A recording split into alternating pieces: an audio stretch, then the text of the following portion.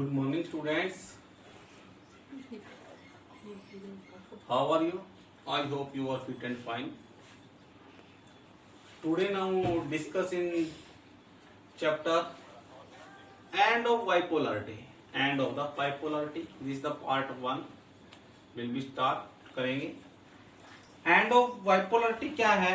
दो ध्रुवीय पावर का अंत कैसे होगा, उसके क्या कारण हैं, आज हम पढ़ेंगे.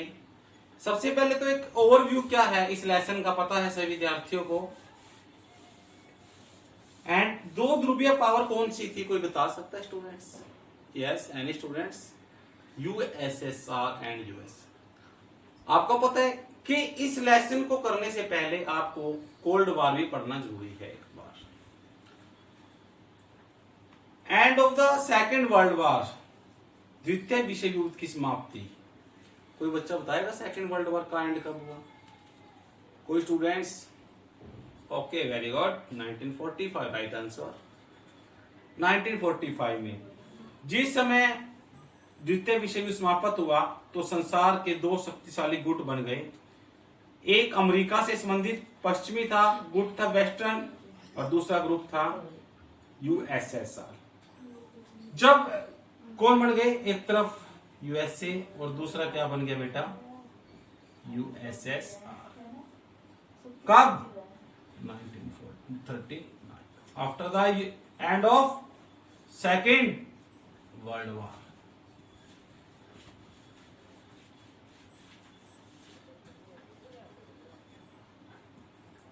जब दो सुपर पावर आने लगी, धीरे धीरे इन्होंने आर्थिक सहायता ली और अन्य देशों को अपने पक्ष में लाना शुरू कर दिया, अर्थात दूसरे देशों को अपने समझ बनाने शुरू कर दिए. जो कैपिटलिज्म लोग थे वो अमेरिका के संपर्क में आने लगे और यूएसएसआर क्या करता था? उनका विरोध करता था. किसका? कैपिटलिज्म का. ये क्या करता था? विरोध करता था. ये इसका समर्थक करता था. किसका? कैपिटलिज्म. और ये क्या करता था? क्रॉस करता था इस बात को. कैपिटलिज्म का अर्थ क्या है? पूंजीवाद व्यवस्था. पूंजीवाद का अर्थ क्या है? कि उत्पादन के साधन कुछ एक लोगों के हाथों में रह जाना. दोनों विचारधाराओं में तनाव इतना बढ़ गया. जब इन दोनों में तनाव बढ़ने लगा तो एक नया युद्ध का आरंभ हो गया जिसका नाम था कोल्ड वॉर. शीत युद्ध के नाम से जाना जाता है. शीत युद्ध एक दूसरे पर आरोप लगाने लगा. पश्चिमी गुटों ने बहुत सारी फुल फॉर्म सीटो, जितने भी वेस्टर्न गुट थे उन्होंने सीटो, नाटो, कई ग्रुप बनाए और वार्सा पैक्ट भी हुआ, जिसमें 1989 और 1990 में जर्मनी के पास विभाजन करके एक एकीकरण किया गया और धीरे धीरे ये सभी समर्थित सोवियत संघ से अलग होने लगे. सन 1991 में सोवियत संघ का विघटन हो गया. इस प्रकार संसार से ध्रुवीय व्यवस्था का भी अंत होने लगा. सन सोवियत संघ के विघटन से 15 अन्य रूस के साथ गणराज्य सामने आए. वहां पर एक शॉक थेरेपी मॉडल बनाया गया. कौन सा बेटा?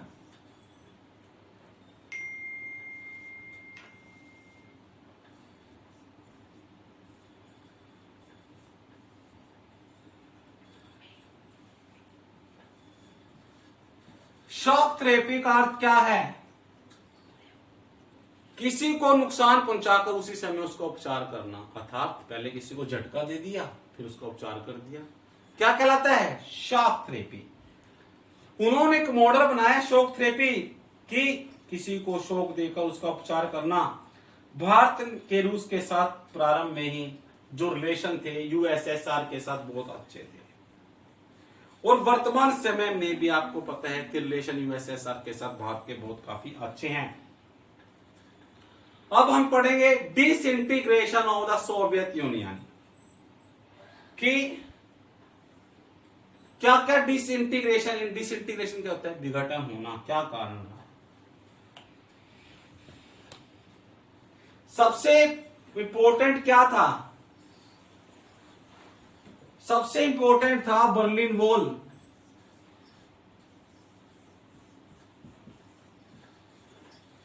बर्लिन की दीवार कब की बात है ये? 1989 की बात है। जो ईस्ट जर्मन के लोग थे, उन्होंने 1989 में बर्लिन की दीवार को गिरा दिया गया था। और सन 1991 में जो सोवियत संघ था एक पूर्ण विघटन बनकर सामने आने लगा। उसके बाद आया आर्थिक विकास में क्या क्या प्रॉब्लम सामने आने लगी। आर्थिक विकास किसी भी देश की संपूर्ण विकास के लिए एक आधारभूत ढांचा था। एक आर्थिक रूप से वो मजबूत देश बन गया और संपूर्ण विकास भी करने लग गया। जो आर्थिक विकास की समस्या थी,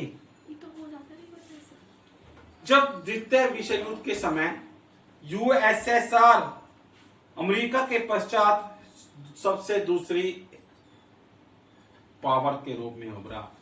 1991 में जो इसकी आर्थिक व्यवस्था थी, किसकी? यूएसएसआर की।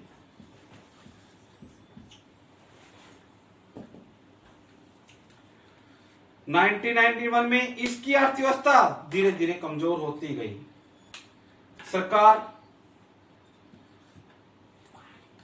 सरकार ने क्या किया?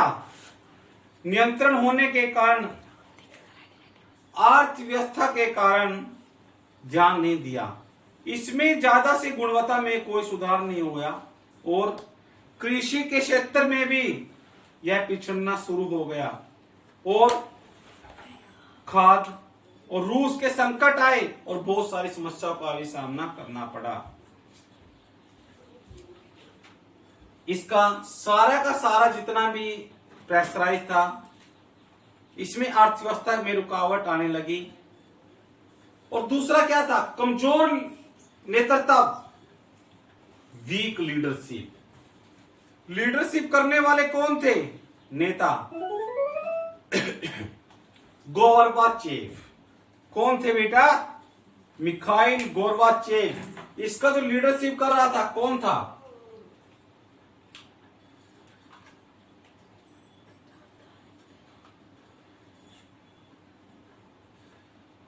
इसका पूरा नाम क्या है? मिखाइल गोर्बाचेव, जो इसको लीड कर रहा था। काफी कमजोर और दोषपूर्ण साबित हुआ, क्योंकि प्रारंभ में ही जो पूंजीवाद कैपिटलिज्म लोग थे वाले देश अमेरिका और उसके समर्थक में विरोध होने लगा, तो वहां पर एक नई पार्टी साम्यवादी शासन का जड़ भी स्वागत करना था। गोर्बाचेव ने इस कमजोर नेतृत्व में उन्हें अधिक बल दिया। इसके अतिरिक्त सोवियत संघ की जनता साम्यवाद से मुक्ति चाहती थी। इसके कारण लोग उसे कमजोर नेतृत्व के विरुद्ध हो गए। इससे पूर्व जितने भी राष्ट्र थे उनको विश्वास होने लगा कि पश्चिमी राष्ट्र उनका समर्थन करेंगे। इस बात ने पूर्वी देशों के मनोबल को और अधिक बढ़ा दिया। परिणाम स्वरूप सोवियत संघ विघटन का रूप ले गया। उसके बाद क्या आया? उसके बाद आया बेटा failure of the politics policies of the perestroika and the glasnost. सोवियत संघ ने क्या किया? पेस्ट्रोइक और ग्लेस्टो ने जितनी भी नीतियां बनाई, पॉलिसियां बनाई, सारी की सारी विफल रही। सोवियत संघ ने अपनाई गई जितनी भी नीतियों थी उसका विघटन का आधार तैयार किया। और ये नीतियां जितनी भी ये सारी की सारी पॉलिसियां थी, किसके द्वारा बनाई गई थी? मिखाइल गोर्बाचेव के द्वारा बनाई गई। जिस समय ये पॉलिसियां बनाने लगा तो खाद्य पदार्थों की जो कीमत थी बेटा आसमान को छूने लगी थी और भ्रष्टाचारी, कालाबुखारी, मुनाफाखोरी और आम जनता के लिए उनका गुजारा करना भी बहुत मुश्किल हो गया, जिससे लोग क्या हो गए? अपनी विरोधी हार गए। इसके अतिरिक्त दूसरी नीति क्या थी? ग्लोनोस्तोत की थी कि नीति को भी, इस नीति को एक नाम दिया गया ओपन पॉलिसी, खुलेपन की नीति के नाम से भी पुकारा गया। इस नीति के अंतर्गत भाषण देकर विचार प्रकट करने की स्वतंत्रता दी गई। और सरकार से असंतुष्ट खुले हम जनता अपना समर्थन करने की बेरोजना करने लगी और सरकार के प्रति विद्रोह भी उत्पन्न होने लगा था। उसके बाद का जो समय आया वो आया राष्ट्रीय भावनाओं का उभारना, emergence of the national feeling. राष्ट्रीय भावनाओं का उभरना क्या है? Emergence of the national feeling, कि उनकी जो राष्ट्रीयता की भावना थी वो कैसी कैसी थी? सोवियत संघ में अनेक गणराज्य थे, सोवियत संघ में बहुत सारे गणराज्य थे जो अपनी अपनी एमरजेंस फीलिंग को लेकर ओतप्रोत में थे। इन्हीं गणराज्यों ने मिलकर सोवियत संघ का अस्तित्व बनाया और सभी गणराज्यों को विदेशी संधियां स्थापित करने लगे, विदेशी संबंध बनाने, आर्थिक व्यापार करने और शासन व्यवस्था को केंद्रीकृत किया। अंतिम निर्णय केवल केंद्रीय सरकार के हाथों में था। अतः भिन्न भिन्न गणराज्यों के संग मिलकर एक अस्तित्व की मांग करने लगे। 1988 और 1990 में के मध्य में बाल्टिक गणराज्य में कौन कौन से थे? लातविया,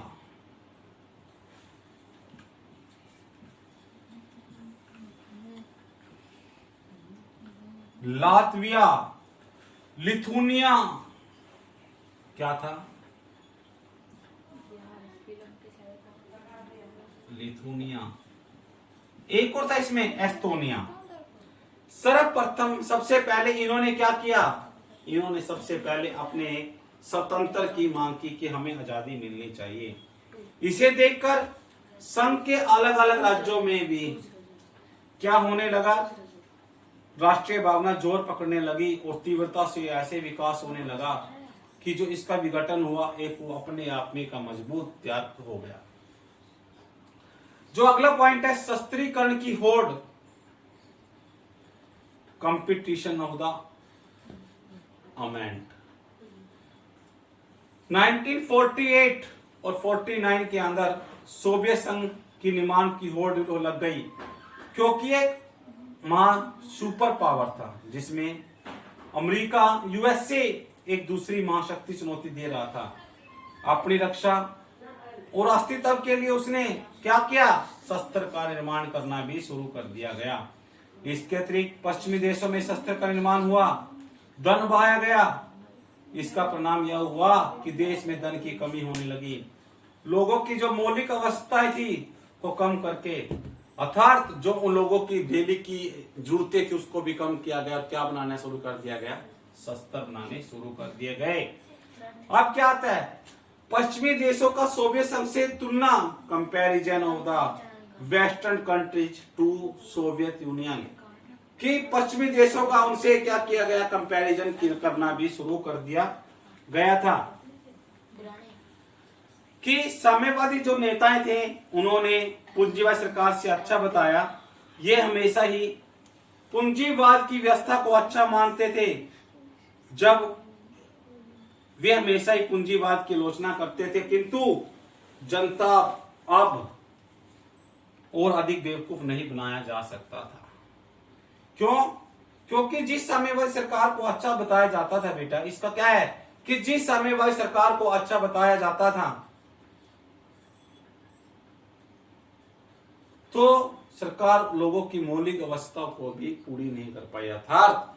जो हमने सरकार बना दी, जिसको अच्छा समझा जाता था, वो सरकार लोगों की नीड को पूरा नहीं कर पाई।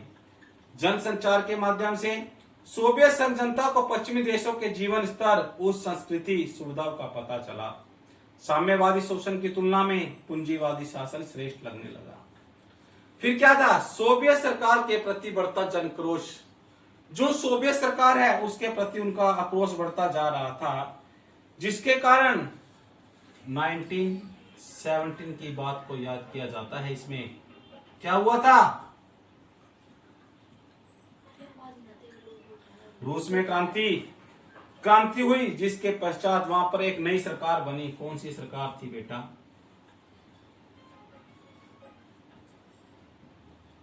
कम्युनिस्ट पार्टी की एक सरकार बनी और धीरे धीरे जनता इस सरकार को विश्वास उठने लगा। लोगों का विचार प्रकट करने के लिए उन्होंने क्या किया?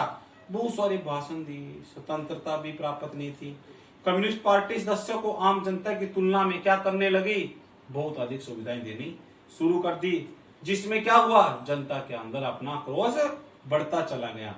अर्थात अंत में हम ये कह सकते हैं कि जो डिसइंटीग्रेशन ऑफ सोवियत यूनियन था, इसका परिणाम इंक्लूजन क्या निकला कि सोवियत संघ के विघटन में अनेक बातें और घटनाओं में महत्वपूर्ण भूमिका निभाई, जिसके कारण 1991 में क्या हो गया, सोवियत संघ का विघटन हुआ। कब हुआ, 1991 में क्या हो गया, इसका डिसइंटीग्रेशन ऑफ सोवियत यूनियन हो गया।